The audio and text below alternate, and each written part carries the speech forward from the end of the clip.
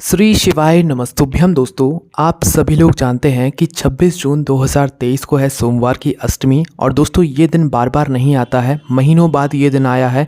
कई सारे भक्तगण इस दिन का इंतज़ार करते हैं कि ये सोमवार की अष्टमी आए और हम ये वाला उपाय करेंगे, जिस उपाय को करने से हमें इस फल की प्राप्ति होगी, या हमारी मनोकामना पूर्ण होगी, या आपकी जो भी दिल से कामना होगी वो पूर्ण होगी।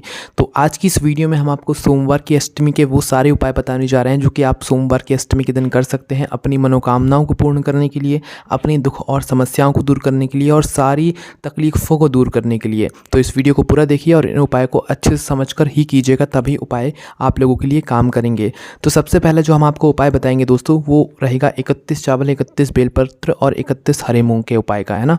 तो इस उपाय में आपको करना क्या है कि सोमवार की अष्टमी के दिन प्रातःकाल सुबह सुबह आपको लेना है 31 चावल के दाने, 31 हरे मूंग के दाने और 31 बेलपत्र। ठीक है, ये तीनों ही चीज़ें आपको तैयार करके इकट्ठा करके भगवान शिव जी के मंदिर पहुंचना है प्रातःकाल सुबह सुबह। और इस उपाय को कोई भी व्यक्ति कर सकता है, इसमें कोई भी दिक्कत नहीं है। जिसको अपनी मनोकामना भगवान शिव जी से बोलनी हो या अपने हृदय की बात भगवान शिव जी से बोलनी हो, वह 31 चावल, 31 बेलपत्र और 31 हरे मूंग के दाने लेकर भगवान शिव जी के मंदिर पहुँचे। और मंदिर पहुँचने के बाद वो क्या करे, सबसे पहले जैसे आप भगवान शिव जी के मंदिर पहुँचेंगे, भगवान शिव जी की चौखट तरफ पहुँचेंगे, तो चौखट पर ही आपको अपने वह 31 चावल के दाने निकालना है। मतलब जो 31 चावल के दाने आप लोग लेकर गए हैं, वह चावल के दाने शिव जी की किसी भी साइड की एक चौखट पर आप लोग अपनी मनोकामना को करते हुए समर्पित कर दीजिए। ठीक है, भगवान से प्रार्थना करते हुए 31 चावल के दाने आप लोग समर्पित कर दीजिए। उसके बाद में भगवान शिव जी के मंदिर के अंदर प्रवेश कीजिए। प्रवेश करने के बाद दोस्तों, नंदी बाबा के पास में आकर रुकना है। नंदी बाबा के पास में आकर रुकने के बाद अपने वह 31 हरे मूंग के दाने, जो 31 आप लोग हरे मूंग के दाने लेकर आए हैं, वह हरे मूंग के दाने आप लोग निकाल लीजिए। और आपने देखा होगा कि नंदी बाबा का एक पैर हमेशा उठा हुआ होता है, तो उस उठे हुए पैर के पास आपको ये करना है कि जो आप 31 हरे मूंग के दाने लेकर गए हैं, वह आपको वहाँ पर समर्पित कर देना है। समर्पित करने के बाद वहाँ पर भी आपको भगवान नंदी बाबा से, भगवान शिव जी से आपको प्रार्थना कर लेना है। ठीक है, प्रार्थना करने के बाद दोस्तों आपको आना है भगवान शिव जी के पास में। भगवान शिव जी के पास में आने के बाद दोस्तों अपनी वह 31 बेलपत्र को एक साथ जमा लेना है। ठीक है, एक साथ जब आप लोग 31 बेलपत्र को जमाएंगे, तो आप चाहें तो उन बेलपत्र की बीच वाली बड़ी बत्ती पर एक चंदन का टीका भी लगा सकते हैं या चंदन का भाग भी लगा सकते हैं। ठीक है, अगर आपकी मर्जी हो तो आप लगा सकते हैं। उसके बाद दोस्तों 31 बेलपत्र आपको चढ़ाना है भगवान शिव जी की शिवलिंग के ऊपर, जो माता अशोक सुंदरी का स्थान होता है वहाँ पर। अब माता अशोक सुंदरी का स्थान कहाँ पर होता है? जो शिवलिंग होती है, शिवलिंग की जो जलाधारी होती है, जलाधारी की जो बिल्कुल बीचों बीच का स्थान होता है, आगे की तरफ का, जहाँ से जल बहता हुआ जाता है, बीचों बीच का जो स्थान होता है वो होता है माता अशोक सुंदरी के स्थान का, है ना। वहीं पर होता है माता अशोक सुंदरी का स्थान। तो आपको क्या करना है, 31 बेलपत्र आपको वहाँ पर माता अशोक सुंदरी जी वाले स्थान पर शिवलिंग के ऊपर चढ़ा देना है। चढ़ने के बाद आपको हाथ जोड़कर श्री शिवाय नमस्तुभ्यम का जाप करना है। अपनी मनोकामना आपको भगवान शिव जी से उस उपाय को करने के बाद बोल देना है। निश्चित ही कुछ ही समय के अंदर आपकी वह मनोकामना पूर्ण होगी।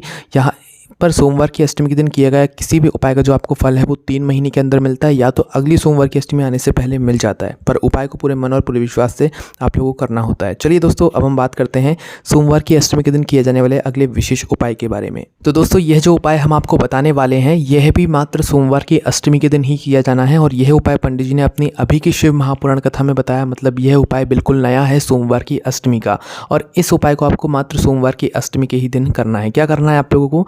सबसे पहली चीज़ आप लोग ये सुन लीजिए कि इस उपाय में आपको ज़रूरत होगी शुद्ध देसी गाय के दूध की। शुद्ध देसी गाय के दूध की ही आवश्यकता होगी, जर्सी या किसी और गाय के दूध की आपको आवश्यकता नहीं होगी। अगर आप किसी और का दूध लेंगे तो भी उपाय काम ही नहीं करेगा। ठीक है, और भगवान शिव जी के ऊपर जो भी दूध चढ़ता है वो शुद्ध देसी गाय का ही दूध चढ़ता है। तो आपको इस उपाय में करना क्या है, भले ही आपको कम दूध मिले पर आप शुद्ध देसी गाय का दूध ही लेकर आइएगा।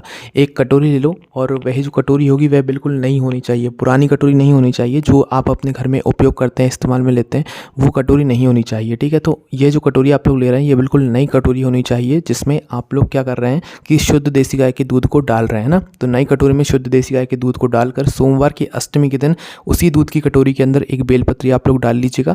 और बेलपत्री डालने के बाद क्या करना है आप लोगों को, भगवान शिव जी के मंदिर पहुँच जाना है ना। भगवान शिव जी के मंदिर के अंदर पहुँचिए। आप भगवान शिव जी की शिवलिंग के पास में आकर बैठ जाइए। भगवान शिव जी की शिवलिंग के पास में आकर बैठ कर अब आपको करना क्या है वो आप बहुत ही ध्यान से सुनिए। भगवान शिव जी की शिवलिंग होती है आपके सामने है, आप आसपास बैठ गए हो, ये सामने बैठ गए हो, और आपके हाथ में क्या है, जो कटोरी जिसके अंदर आपने शुद्ध देसी गाय का दूध भरा हुआ है। ठीक है, और उसके अंदर एक बेलपत्री भी है। अब आपको करना क्या है, इसी बेलपत्र को डुबो कर आपको भगवान शिव जी की शिवलिंग के ऊपर रखना है, मतलब समर्पित नहीं करना है। ये जो दूध है, इस दूध को आपको उसी बेलपत्र से बूंद बूंद करके भगवान शिव जी की शिवलिंग के ऊपर आपको समर्पित करना है। कैसे करोगे? जैसे कि अभी आपकी बेलपत्र उस दूध में डूब रही है, ठीक है। तो आप जब उस बेलपत्र को आप दूध से निकालोगे तो उस बेलपत्र में से बूंद बूंद करके दूध टपकेगा, ठीक है। तो आपको करना क्या है, इसी बेलपत्र को दूध से निकाल कर भगवान शिव जी की शिवलिंग के ऊपर कर देना है। टच नहीं करना है, ऊपर कर देना है। जिस तरीके से आप जल चढ़ाते हैं ऊपर से, उसी तरीके से इस बेलपत्र को ऊपर कर देना है, जिससे कि वो जो बूंद बूंद दूध होगा वो भगवान शिव जी के ऊपर अपने आप ही समर्पित होता जाएगा, है ना। अब आपको करना क्या है, इसी प्रकार से उस पूरे दूध को बूंद बूंद करके उसी बेलपत्र के सहारे आपको भगवान शिव जी पर समर्पित करना है। कटोरी से समर्पित नहीं करना है, एक साथ समर्पित नहीं करना है, आपको मात्र उसी बेलपत्री के सहारे बूंद बूंद करके भगवान शिव जी की शिवलिंग के ऊपर वह जो मतलब दूध रहेगा, वह शुद्ध देसी गाय का दूध, वह आपको समर्पित करना है, ठीक है। जब आपका वह पूरा दूध भगवान शिव जी की शिवलिंग के ऊपर उस बेलपत्री के सहारे समर्पित हो जाए, उसके बाद में आपको करना क्या है कि यह जो बेलपत्री आपके पास रहेगी, जिससे आपने अभी पूरा बूंद बूंद करके दूध भगवान शिव जी पर चढ़ाया है, इस बेलपत्री को आपको चढ़ाना है माता अशोक सुंदरी जी वाले स्थान पर। और जब आप लोग वह दूध भगवान शिव जी पर चढ़ा रहे हो तो इस बात का ध्यान रखिएगा कि भगवान शिव जी के नाम का जाप करना है या भगवान शिव जी के मंत्र का उच्चारण करना है। सबसे बड़ा जो मंत्र है शिव महापुराण का मूल मंत्र श्री शिवाय नमस्तुभ्यम का आप लोगों को जाप करना है। जितनी बार आप लोग वहाँ पर बेलपत्री से दूध समर्पित करेंगे उतनी बार ही आपको वहाँ पर जाप करना है, ठीक है। और जाप करने के बाद जैसे ही आपका वो जाप हो जाए, पूरा दूध समर्पित हो जाए, उसके बाद उस बेलपत्र को आपको माता अशोक सुंदरी जी वाले स्थान पर समर्पित करना है। और कुछ इस प्रकार से समर्पित करना है कि जो उस बेलपत्री की डंडी का भाग होगा वो आपको कहाँ पर करके समर्पित करना है, जहाँ से जल नीचे बहता है। मतलब कि जब आप शिव जी पर जल चढ़ाते हैं तो बहता हुआ जल कहाँ से गिरता है, जलाधारी से नीचे गिरता है, ठीक है। तो जहाँ से जल बहता हुआ जलाधारी से नीचे गिरता है उस तरफ उस बेलपत्री की डंडी का मुख होना चाहिए। और इस प्रकार से आपको उसी बेलपत्र को माता अशोक सुंदरी जी वाले स्थान पर, जलाधारी के बिल्कुल बीचों बीच जो स्थान होता है वहाँ पर आपको समर्पित कर देना है। समर्पित करने के बाद आपको करना है, भगवान से प्रार्थना करना है, भगवान से आशीर्वाद लेना है। और इस उपाय को करने के बाद आप जिस काम के लिए इस उपाय करेंगे, जिस कामना के लिए इस उपाय करेंगे, आपका वह काम बहुत जल्द पूर्ण हो जाएगा। रुके हुए काम इस उपाय करने के बाद आपके बन जाते हैं, ठीक है। चलिए दोस्तों, अब हम बात करते हैं अगले उपाय के बारे में, जो कि आपको इस सोमवार की अष्टमी के दिन विशेष रूप से यहाँ पर करना है। तो दोस्तों, इस उपाय में आपको क्या क्या सामग्री लेनी है वो आप लोग सबसे पहले यहाँ पर सुन लीजिए। तो सोमवार की अष्टमी के दिन आपको लेना है पीला चंदन और लाल चंदन, ठीक है। साथ ही में आपको लेना है शहद, और इन तीनों चीज़ों के साथ में आपको लेना है मात्र एक बेलपत्री। क्या लेनी है? मात्र एक बेलपत्री। और इन तीनों ही चीज़ों को लेकर, चारों ही चीज़ों को लेकर एक बेलपत्री साथ में, और भगवान शिव जी के मंदिर आप पहुँच जाइए। पहुँचने के बाद आपको करना क्या है, ये सारी जो हम आपको काम बता रहे हैं ये आपको भगवान शिव जी के मंदिर में बैठकर ही करना है। प्रातःकाल सुबह को आपको करना है। भगवान शिव जी के मंदिर पहुँच जाइए एक बेलपत्री और पीला चंदन लाल चंदन लेकर। और जैसे ही आप लोग भगवान शिव जी के मंदिर पहुँचते हैं तो आपको करना क्या है कि शिव जी की शिवलिंग के पास में बैठकर आपको अपनी वह बेलपत्र निकालनी है, और उस बेलपत्र पर आपको कुछ काम करना है। वो आप लोग ध्यान से सुनिए। वह जो आप अपने साथ बेलपत्री लेकर आए हैं, उस बेलपत्री की बीच वाली सबसे बड़ी पत्ती पर आप लोग पीला चंदन लगा लो, ठीक है। क्या लगा लो? पीला चंदन लगा लो, पूरे में पीला चंदन लगा लो, है ना।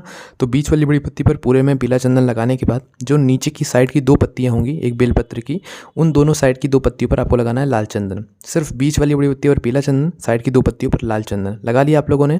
अब लगाने के बाद क्या करना है, इस उपाय में मात्र आपको एक ही बेलपत्र लेनी है, एक शैतान नहीं लेनी है, ठीक है। उसी बेलपत्र पर चंदन लगाना है, और जो है मतलब दोनों पत्तियों पर जो है लाल चंदन लगाना है, और बीच वाली बड़ी पत्ती पर पीला चंदन लगाना है। तो अब आपको करना क्या है कि जो एक बेलपत्र की बीच वाली बड़ी पत्ती होती है, और बीच वाली बड़ी पत्ती और नीचे की जो साइड की पत्तियां होती हैं, इन दोनों के बीच में एक हल्की सी जगह रहती है जो कि उसी बेलपत्री की पतली सी डंडी की जगह रहती है, ठीक है।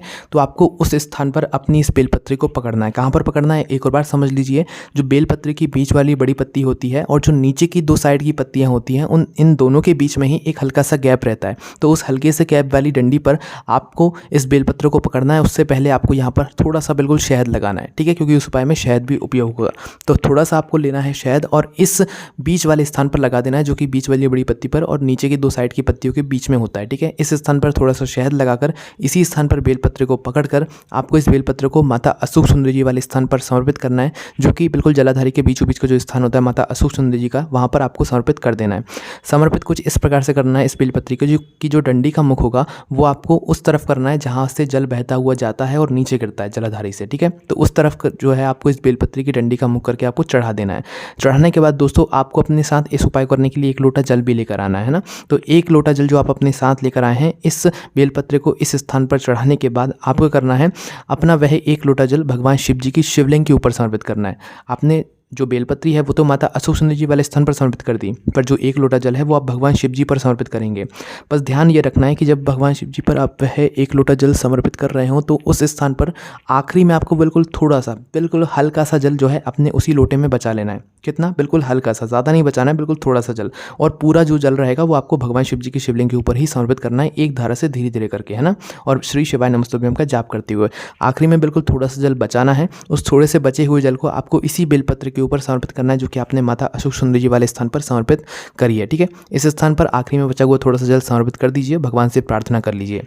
उसके बाद में आपको करना क्या है, ये थोड़ा सा जल इस बेलपत्र पर समर्पित करने के बाद इस बेलपत्र को आपको उठाना है। उठाने के बाद किसी भी जलाशय या तो किसी भी वृक्ष के नीचे आपको आना है और वहाँ पर आपको इस बेलपत्र को समर्पित कर देना है। या तो किसी जलाशय में जाकर इस बेलपत्र को प्रवाहित करके आओ, या तो फिर आप लोग किसी भी वृक्ष के नीचे जाकर इस बेलपत्र को वहाँ पर समर्पित करके आओ। ठीक है, और जहाँ पर भी आप जाओगे इस बेलपत्र को लेकर, वहाँ पर भी आपको 1 लोटा जल अलग से लेकर जाना है ना। अगर जलाशय में जा रहे हो, नदी में जा रहे हो, तो वहाँ पर भी इस बेलपत्र को प्रवाहित करके वहीं पर 1 लोटा जल आपको समर्पित करना है। और किसी वृक्ष के नीचे जा रहे हो तो वहाँ पर इस बेलपत्र को समर्पित करके 1 लोटा जल आपको समर्पित करना है। वृक्ष अच्छा होना चाहिए, शुद्ध होना चाहिए, पूजनीय होना चाहिए। ऐसे वृक्ष के नीचे आपको जाकर इस बेलपत्र को समर्पित करके वहाँ पर भी 1 लोटा जल आपको अलग से समर्पित करना है। ठीक है, और उस लोटा जल को जो है आपको मात्र वहीं पर समर्पित करना है। तो दोस्तों ये कुछ उपाय थे जो कि आप लोगों को इस सोमवार की अष्टमी के दिन करना है। और ये तीनों ही विशेष उपाय जो है हमने आपको बताए हैं, ये बहुत ही ज़्यादा विशेष उपाय हैं। और आप अपनी किसी भी प्रकार की मनोकामना जो आपके जीवन में होती है वो आपकी इस उपायों करने से ज़रूर पूर्ण हो जाएगी। और ये सारे ही उपाय मनोकामना पूर्ति के थे, तो आप ज़रूर करके देखिए। इन उपाय करने में अगर आपको कोई भी समस्या आती है तो आप हमसे कमेंट करके पूछ सकते हैं। और ज़्यादा जानकारी के लिए आप लोग हमारी वेबसाइट भोलेनाथभक्ति.com पर जाकर ये सभी सोमवार की अष्टमी के उपायों को जाकर आराम से बैठकर पढ़ सकते हैं। आपको कोई भी समस्या आती है कमेंट करके पूछ सकते हैं। ओम नमः शिवाय, जय भोले बाबा, श्री शिवाय नमस्तुभ्यम।